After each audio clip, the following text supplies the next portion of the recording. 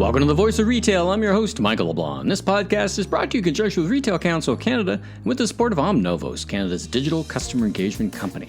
Omnovos makes personalization easy by helping you engage the right customer with the right content at the right time. Find out how you can get started quickly and affordably so you can focus on doing what matters most, driving revenue and margin growth at realcustomerengagement.com. This episode is also brought to you by Salesforce, the global CRM leader that is empowering companies of every size and industry to digitally transform and create a 360-degree view of their customers. In this episode, I welcome Scott Arsenault, president of Ren's Pets, a regional pet store based in Ontario with national ambitions and an expanded store fleet of powerful online solutions. We talk about tremendous growth of online and a category benefiting from an explosion of demand due to the COVID-19 era. Next, I talk with one of the sharpest analysts and observers in the retail industry, Rob Garf, Vice President, Strategy and Insights, Retail and Consumer Goods at Salesforce, as Rob shares key North American Black Friday, Cyber Monday retail and consumer trends. But first, let's hear from Scott from Ren's Pets. Scott, welcome to the Voice of Retail podcast. How are you doing this morning? Fantastic. Excited to be here and talk all about pets this morning, Michael. Thanks for having us. Well, thanks for coming on board. I mean, I'm excited to talk about pets as well, as you and I were just talking about off mic. I have a new doggo. I'm actually a Ren's customer. I came to know you through Chris Parsons, who worked for you, and he and I knew each other. And I stayed and became a customer. So I'm very familiar with at least the front-facing part of your business. But I'm very excited to learn more about yourself and the origin story of the business and all that great stuff. So listen, why don't we jump right in? Tell us a little bit about yourself, your personal, professional journey, and your role at Ren's Pets. Yeah, well, congratulations on Ziggy, your rescue dog, and I know you love that pet, as many pet owners do, and our family's pretty passionate about pets too. We have 3 dogs and a cat, and it's organized chaos, as I say. So it's one of those things that connects a lot of people now within Canada, North America, and the world is pets. And you know, Michael, I've been at Ren's for 9 years now, kind of going into my 10th in January. And as I reflect now at 51 years old, I can say I'm far from the path I thought I would be on. So originally I had a dream, like many young Canadians, of playing the NHL, but a short-lived career in the OHL kind of closed that door. And I followed that up by getting a football scholarship and spending 5 years out west at Simon Fraser University. And later went on to get my Bachelor of Education. So I kind of thought that was my path. And never did I see myself being the president of one of Canada's fastest growing pet retail chains. I actually taught for a bit when I first came out of university. But if you remember, it was back in the Ray days. And it was not a great time in the 90s, you know. I remember, if you're looking for a job, let alone being a teacher looking for a job. So soon to be married, I kind of had to move on. And, you know, I looked at back at the 90s, and it was listed as one of the worst economic times since the Great Depression.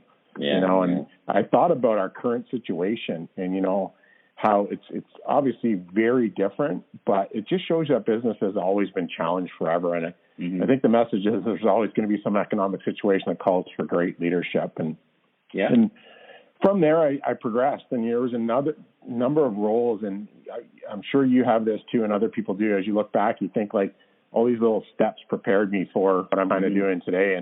But I was always gravitating towards sales, kind of revenue generation and marketing. And most importantly, though, I did it with brands that I liked or resonated with me. And before Ren's, I was working in a marketing capacity with Peter Pick Canada.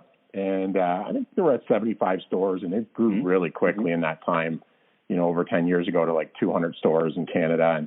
And while working with them, I found it easy to help drive their business because I really believed in the concept. It was healthy and it was fun, tasted great. Another company I was working with at the time, marketing, was Ren's at 3 stores, and that relationship grew.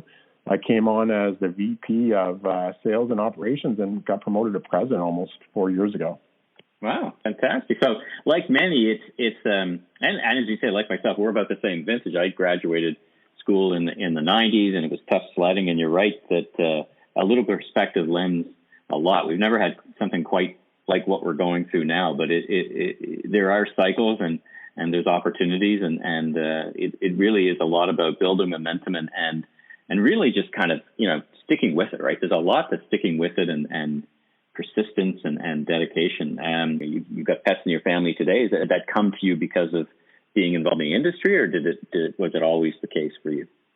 Well, I think as a dad, you're always going to be challenged to have pets. And I look back at our journey. Obviously, I grew up with pets. We had a family farm, and there was labs. And, it was kind of a different concept back then.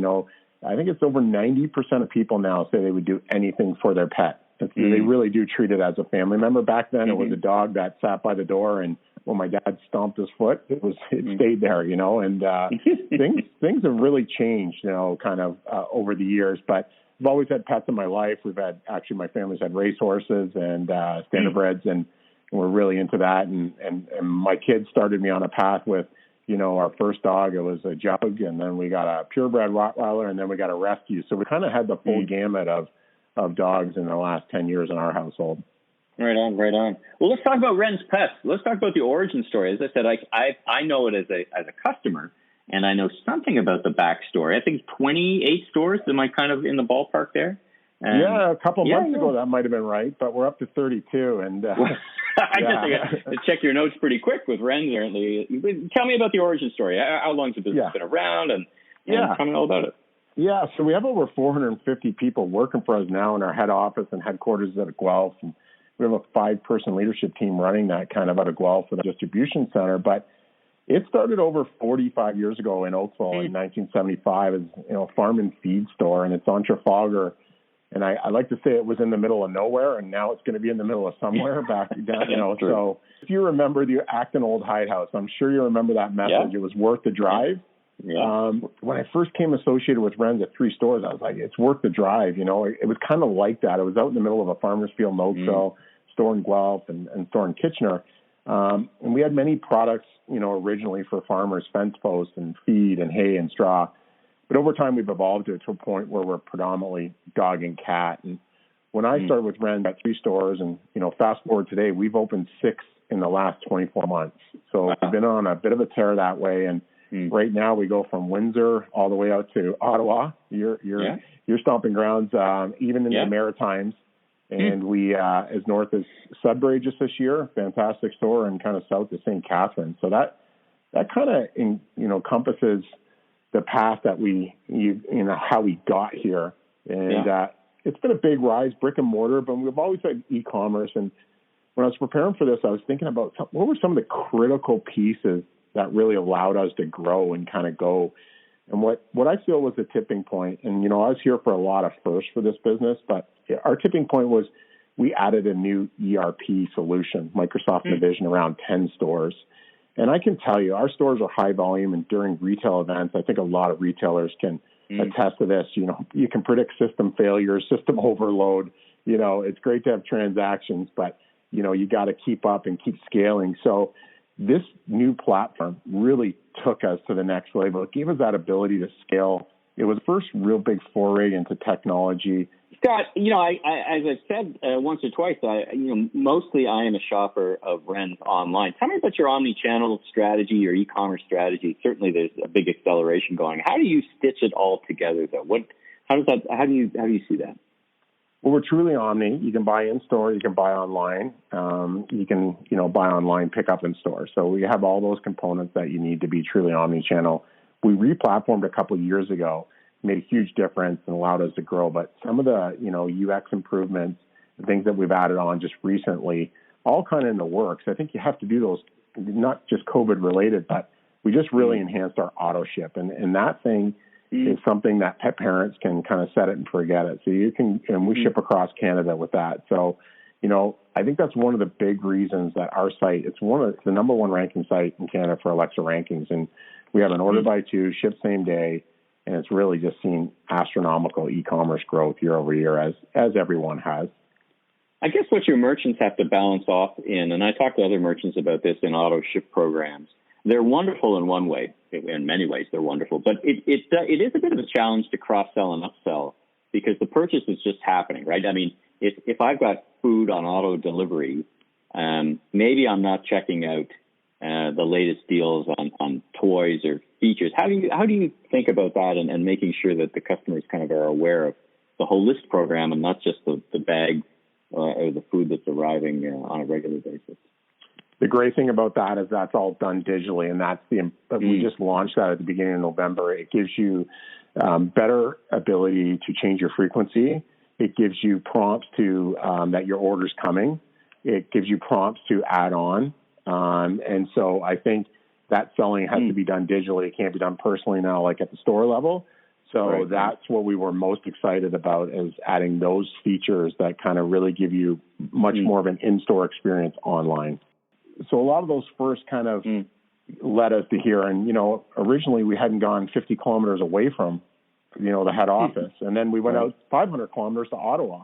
And I can tell you, I didn't know originally you were from Ottawa, but what a great pet retail market Ottawa is. We have 4 stores there now. And one of your stores is actually right in my old neighborhood of Marylville Road and Baseline. So I familiar with that whole area. That really stretched your supply chain, though. That's a big challenge, right? I mean, to go from a store locally to go to the store that distance away, was that a big jumping off point for the organization, as you said, powered by technology? But that materially that stretches out a lot of things, right?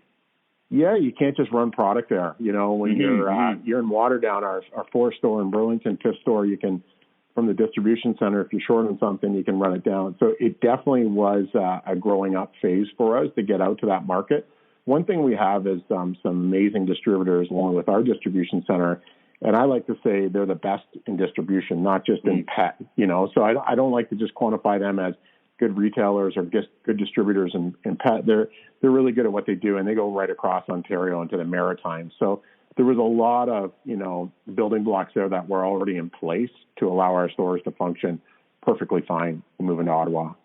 Now, tell me about what's the fuel behind your expansion? What's the is it a private business? Tell me a little bit about you told me about the origin story of the business. How does it exist today? What's the structure that you lead? We see ourselves as a Canadian company. Obviously, we have financing, private equity financing, and they're all about growth. This has been about investing in Ren's, and I called it kind of the best kept secret, and just more people need to know about it. We've had success in every market we've gone into, and we really do believe in opening stores, but they have to be profitable stores. So we're not just in the store opening business; we're in the profitable store opening business, and we've been slow in some markets like Sudbury and Windsor to get to those ones. We use something called foreign analytics to really help us with our real estate, and we've been doing that for over 4 years and kind of mapping out where we want to be. And for a long time, my son played rep hockey, so I knew where Ancaster was a good market, and I knew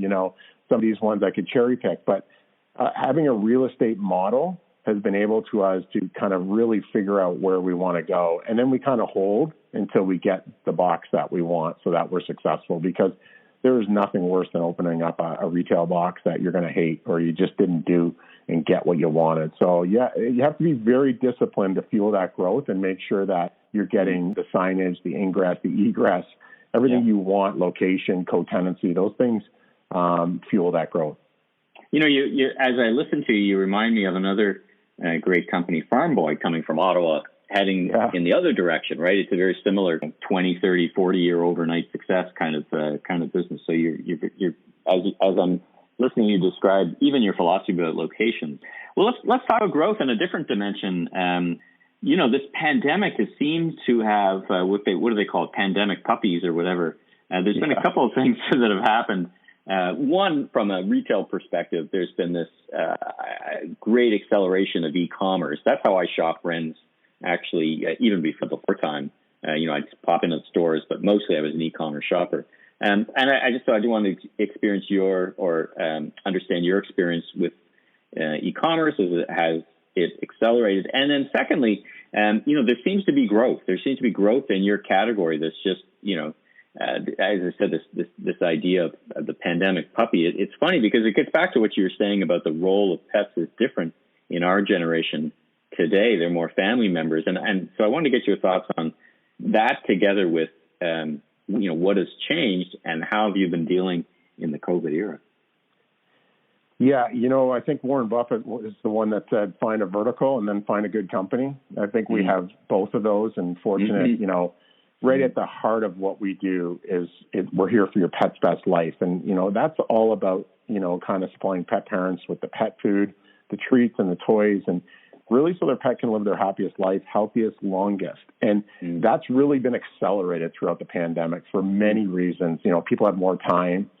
People are focusing on health and wellness, and pets have been shown that they really can help with your health and wellness. So I think it's really accelerated through this. And as people have time to do research and see these people as a family member, they're turning to premium products. I know you feed Origin. It's a great food. It's as close to you can get as putting a steak on the table, sometimes people will say.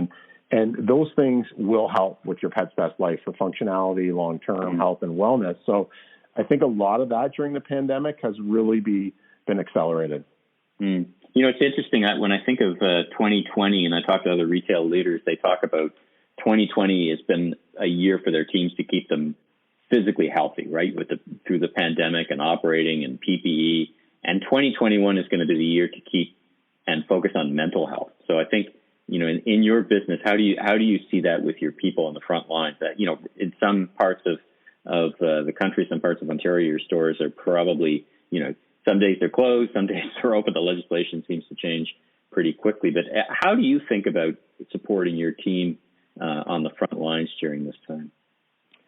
Well, a really strong person leading our VP, our retail team, and safety. I know a lot of businesses saying that first and foremost, but we did some things to help our team immediately. We restructured the hours. That was really beneficial. We've stayed with the shortened hours because we didn't cut hours. We stayed with shortened hours, and what that allows them to do is extra cleaning, catch their breath. So there's customers not coming in right at 9:00. We don't open until 10, and we close at 7. That gives them some extra time. They can get home earlier, even when it was in the summer, they get home in the daylight. And I think some of those things, and we've talked about, should we go back? In September, we were starting to see some normalized numbers and some comfort level. And we were like, let's just hang on with this right now. And we've been really conscious of kind of that. And as far as, doing anything we can with, as far as the thermometers and the health check sheets and information and communication kind of overload, we talked weekly with each manager of each store and what's going on with them.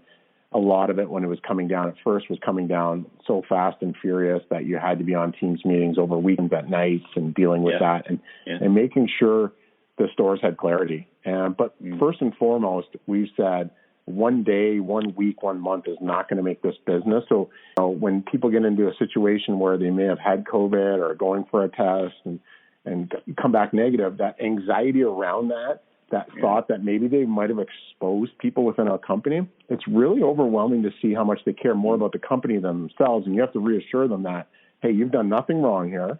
This is something that we're all going through. We want you to take care of yourself first. The store will be fine. The website will be fine. And then we'll move forward. So you can't look at it like in a day or kind of a week mentality. And we've really focused on long-term. We got to keep these people mental and emotionally stable right now and support them as much as we can because they are frontline. As you would imagine, as you know, I'm sure you look around, that kind of growth in a vertical is going to attract competitors, it's going to attract investments, it's going to attract more competitors. How are you thinking about the years to come for the business? OpEx, capital in 2021. How do you see expanding your stores? You see, obviously, e-commerce is huge. But give me a sense of what you're thinking for the next year plus for the business. Yeah, we're going to continue on this growth march. And we get a lot of comfort in that from some really key indicators that our customers are telling us. So we plan to open 7 to 8 stores next year, and we plan to kind of keep that pace because there's a white space of 170 stores in Canada that there could be a rents. But some of the things that make us feel good about that is our net promoter score is over 70, and we've been monitoring this. Yeah, we've been monitoring this for over a couple of years. I remember when we first did it, we're like, this is Starbucks-like, and it's kind of that truth moment, and you just wait for that score to come back, and you're like, I wonder what it'll be. We think we're doing good, but now we're going to hear from our customers, and it's one question, and a good score in retail is in the 40s, and we monitor that by location weekly. So we really have a good handle on the customer experience across the chain. You don't get that with one silver bullet. So I think first and foremost, your staff earns you that. We have 22 of our store managers came through as associates, and we're super proud of that because, that's how you move the brand to Ottawa. That's how you move the brand to the Maritimes, and you move it and extend it with aligned values. We have a leadership team that's just as passionate as I am to bring that kind of Pets Best Life message out there. And I wouldn't be as bold to say as we think we have a calling, but I do think we have a purpose. And that's what, so that kind of gives us some real comfort in bringing this brand and growing it even stronger and farther. It's been great getting to know the business. Thank you. And I wish you continued success. Love to catch up with you again next year. It's a fast-paced industry. I'm sure you'll have lots more to say as both the industry and as your concept evolves. I appreciate it, Michael. Good luck with Ziggy, and we'll try and keep that auto ship and the omni-channel flowing so that you guys can have some pet food for the loved one. All right. Perfect. Thanks a lot, Scott. Take care. Please join me this holiday in supporting the Make Kids Smile campaign, along with Stream Commerce, Mastermind Toys, Bath and Footwear and Apparel, Rakuten Kobo Inc., and True Fit and Hill North America. Make Kids Smile is a grassroots, hyper-local Toronto charitable initiative with the goal to raise money, gift wrap, and personally deliver holiday gifts to kids, youth, and teens in Toronto. Visit makekidsmile.ca to learn more and donate today. Rob, welcome to the Voice of Retail podcast. How are you doing this afternoon? Hey, it's great to be here. Thanks. Well, it's great to just have the opportunity for you and I to chat about this so interesting time within an interesting time within an interesting time. It's like one of these Russian dolls kind of thing. So, we're in this Black Friday, Cyber Monday period. We're trying to all figure out what all this COVID era means. So it's such a treat for me to be able to chat with you about it. Why don't we jump in and first tell us about yourself and your role at Salesforce? Yeah, absolutely. So I joined Salesforce by the way of the Demandware acquisition, where I spent 5 years prior. Now I head up a team that is chartered with really just staying out in the market and understanding where the industry is going. And we do that based on just a lot of data, a lot of research, and a lot of talking to smart people like you, Michael, and really bubbling that up. Main way we do that actually is through our shopping index, which looks at all the data that flows through the Commerce Cloud platform. We bubble that up and it really becomes the de facto standard of what's happening in digital. Well, I guess that gets to my next question, which is, I'm looking at this robust data that you always have and have at your fingertips. So peel that up back a little bit. How do you collect all that data? What is it the synthesis of that we're looking at? Is it your perspective singularly? How broad is it? It looks like it's global, Canada, US. Give us just a sense of how much data you have your arms around, so to speak. Absolutely. Yeah. So it's certainly our perspective and insights, but it is grounded in data. And we all have points of view and they're important, right? It really is grounded and substantiated in data. And as I mentioned, that data is based on the Commerce Cloud. If you think about the thousands of sites that are managed by the platform, in the early days, we decided that we should create this network effect, which really gives the power of data to those who want it by bubbling up all the taps, all the clicks, all the swipes happening across our customers. Obviously, we're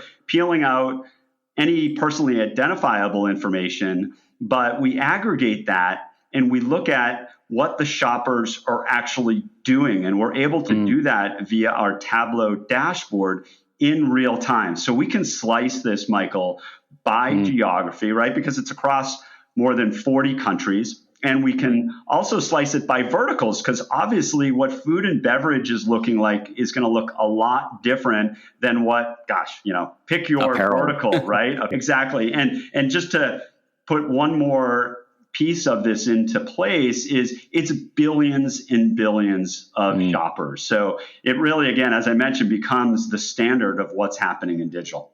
Well, it's no surprise that Black Friday, Monday weekend, Cyber Monday weekend is different this year. Everything from Amazon launching Prime in October to retail store closures. We're having them in Canada and the US. You've got constraints. You've got retailers thinking about, on both sides of the border, stretching out the event so as to not create too much chaos physically in the stores.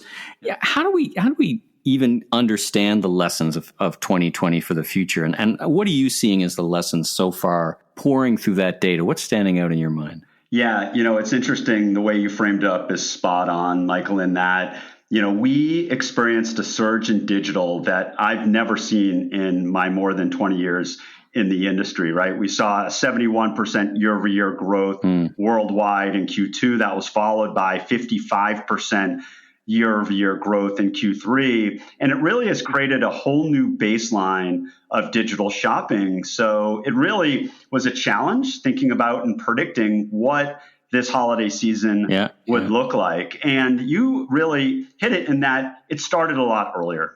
You know, we had Amazon Prime Day creating this halo effect where 66% of retail, those not named Amazon, grew year over year that second week of October. And we saw the pandemic. So, you know, there's never been this compelling reason for consumers to shop earlier in the season, right? They engage in what I call discount chicken, the idea that retailers are throwing a lot of different discounts, but consumers are really patient. They wait for that deepest discount on Black Friday or Cyber Monday. But the pandemic was that compelling event. Consumers are worried that they're not going to get their package, right? We all felt those shipping hassles in the spring. They're concerned about their health and safety. And hey, the product might not be available. So there has been this smoothing out demand both earlier in the season and earlier in the week. And that's my really long preamble to say Cyber Week was certainly different than we've ever seen it before. But, you know, the numbers at the highest level don't really tell the story. And I'm just going to give you to them. I'm going to give them to you right now, but then I'll pause and we can go from there. What we saw based on our shopping index and our Holiday Insights Hub is that globally, over the 7 days of Cyber Week, so we look at it from Tuesday all the way through Cyber Monday, there was a 36% year-over-year increase. And in the U.S., it was a 29% year-over-year increase, just to put it in perspective. So the 36% was in Canada? 36% was in global. We haven't sliced the information beyond the U.S. for country-specific just yet. Yeah, early days for sure. I mean, it's interesting.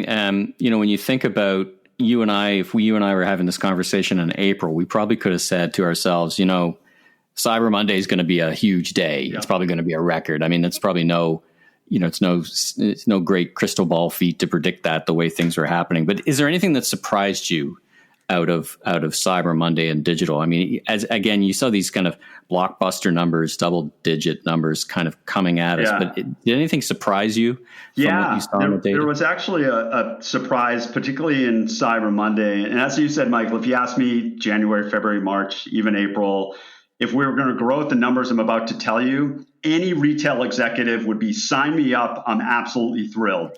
But what we saw actually globally, Cyber Monday, retailers grew sales at 18%. So that was a bit softer than we at Salesforce projected. You know, we were coming off Black Friday global growth of 30%. To give you a couple other numbers, you know, the week before Cyber Week, we saw for the whole week an 80% growth. So again, 18% in January of this year would have sounded great.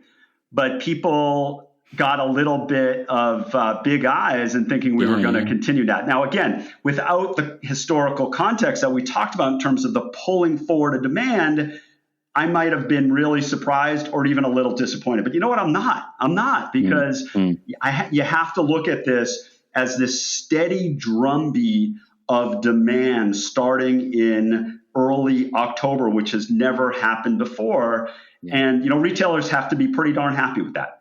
Well, and what you talk about this savvy customer looking for the best deal. I mean, I talked to a professor in marketing and he called it the gamification of retail, right? It's, you know, it makes it a bit fun and savvy, but the retailers at this point, I mean, I talked to some retailers who are just they're not going to chase sales. They're just trying to keep up to demand, let alone, you know, when you've got these kind of eye-popping numbers, it's just an operational challenge. I've called it the sledgehammer and the shockwave. In other words, the sledgehammer of store closures or category collapse versus the shockwave of demand that you know challenges the whole supply chain from front to back. When we think about customer behaviors, I interviewed a guy named Roger Martin. He was my dean at Rotman and University of Toronto. He's a big global thinker. He's got a great book out. And he described consumer behaviors as decaying assets on the balance sheet. In other words, we've never had such a circuit breaker of consumer behavior as we had in these 8-10 months. When you think about all the things you've been looking at, we know there's less trips to retail. We know there's bigger basket sizes. We know there's more brand trial and on and on and on. Yeah. What do you think is going to stick? I mean, it's a bit of an unfair question because we're not done the COVID era yet, but is there anything that stands out in your mind as, and you know what, this isn't just a temporary adjustment to weird circumstances. This is going to be a permanent change of consumer behavior. Anything jump out at you? Yeah, a couple things do, Michael. And, the word that comes to mind for me is acceleration. Some of the stuff I'm about to talk about isn't new. It's not like we haven't been talking about some of these things for a while. It just used the sledgehammer and the shockwave. I mean, it's just really sent a shock through the system, and a system that wasn't ready to move, especially industries like, or verticals like grocery, as fast as they had to. They just didn't have a choice. I guess, one thing that we saw, and this started in the first half of the year, that there was a 40% increase in new digital shoppers. So there were people that just hadn't bought online, believe it or not, and they didn't buy online, particularly in certain categories like essential categories, which might sound interesting given that's where the big surge in demand was, right? And toilet paper. All of a sudden, everybody needed toilet paper. Everybody needed toilet paper, right? It's happening again. And my goodness, why is it the toilet paper becomes the number one SKU? But anyway. Exactly, yeah. And so we saw that manifest itself over Cyber Week, where we saw a 22% year-over-year increase in new shoppers. Actually, average order value online stayed pretty steady, which actually is not bad given if you think about the health crisis, the economic crisis, and other crises that are happening around the world. But the behavior specifically, the way I would categorize it, Michael, is consumers are really craving health, safety, and convenience. And I don't think that's going away. The way we talked about, in particular, the physical store back, again, using January or whatever month you want to say pre-pandemic, is a lot different than we're talking and thinking about it now. So it's really causing retailers to rethink their physical strategy. One of the things that I'm thinking a lot about these days is the work from home. Yeah. I don't know if I'd call it a movement, but the reality. And I've been talking to retailers this week particularly and asking them, okay, so with your head office people, do you ever see going back to everybody back in the head office? And most of them are saying, no, I don't see. We learned that they could work effectively at home. Where I'm going with this is, so let's assume some people are saying about 2/3 of people are going to go back to their offices and that 1/3 are not. How do you think that's going to shake out in terms of are people going to shop more online? Are they going to shop more locally? Do you think e-commerce will be the beneficiary, or do you think there'll be kind of a clapback, so to speak, and enough of the e-commerce, I want to go see somebody post-vaccine and resume what is like a normal life? Do you have any thoughts on that? Yeah, certainly. So, the way we think about it at Salesforce is just the work from anywhere. So it might not be your physical home, but certainly it doesn't mean you need to be in the same physical office space. In Canada, when we survey consumers, there's been, I'll use the word movement, as you did, in terms of shopping local and shopping in the local community. So I do think that is going to stick. But I think digital remains the winner. Physical doesn't go away, but certainly, and again, this is an acceleration, not just from your desktop, but from your mobile device, where order share over the holidays thus far is higher, or I should say, certainly traffic is certainly higher on mobile devices as it is on desktops. But I think it's really, and again, it's something that we've been talking about for the last couple of years, only an acceleration because of the pandemic, is weaving together the digital experiences when you're working from anywhere and that physical experience. So the retailers who are going to win certainly are rethinking, as I mentioned before, the physical location where you provide the confidence of buying a product, whether it's essential or not, online, but then with the convenience and safety of picking it up in and around the store. We saw over Cyber Week, by the way, to help substantiate this, is those retailers that had these services like curbside or drive-through or whatever other variation of pickup, they grew at a 32% higher rate than those that didn't. I think that's one of those things that's going to definitely stick. Customers like it. Retailers kind of overcame their own internal objections, I think, to some degree about curbside. And Steve Dennis, who I have the Remarkable Retail podcast with, often says, listen, to do curbside, you still need a store. So stores have a big role to play. It's just going to be a little bit different than it was in the years past. So it'll be interesting to see how that how that all shakes out. As you talk to retailers and as you talk to C-level executives, as an organization, you're plugged in at the highest level. So where do you think in 2021 retailers are going to be placing their chips in terms of whether it's capital or time or treasure kind of thing? So, as they look forward, some are saying, how on earth do I forecast 2021 based on 2020, such an unusual year? But what are you hearing as they start to think about what they really need to put their money down on for 2021 and for the rest of the COVID era and then beyond?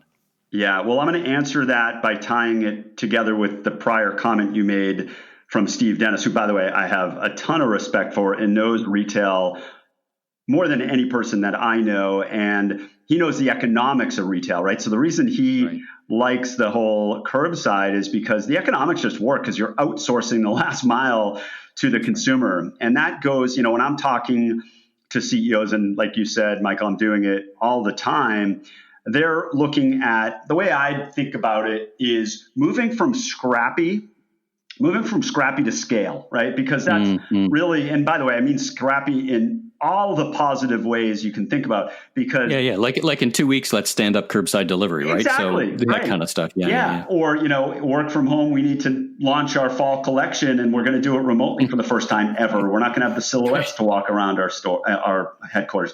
So moving from that, so thinking about accelerating digital transformation. We just surveyed over the late summer timeframe 500 retail leaders from around the world. 75% are accelerating technology investments in order to help with digital transformation. The other piece, and where I really want to lean into here, is around 50% are accelerating investments in people. And that's a lot of what I'm talking these days about with CEOs, and that's people. And by the way, I want to be really clear. That doesn't necessarily mean hiring more people. It means rethinking the people you have, particularly the store associates. And I was hosting our retail customer advisor board. I'm the founder and co-chair. And, a member said, the problem with store associates, I'm like, oh gosh, where is this going to go? Where is that going? Oh boy, dramatic pause, right? It was followed by they're too tethered to the store. And I'm like, tell us more. What do you mean? And everybody started chiming in. Well, hey, the technology is about the store. Their incentives are about the store. Their skills are about scanning and bagging. How do we untether them in this digitally enabled world, right? How do we allow them to be social media managers, an advocate, a brand advocate for the retailer? How do they become fulfillment experts? I mean, I signed up for one of the last mile delivery companies just to see what the process would look like over the holiday. It's pretty darn easy, right? It's pretty seamless. There's not a lot of friction. And then, of course, how do they help with service as well? They know the products as well or better, more passionate than anybody. Why do you have to necessarily call into a call center versus calling into somebody's mobile device who's happens to be a store associate? So a lot of what I'm talking about is the store, rethinking about it, but also importantly, the store associate.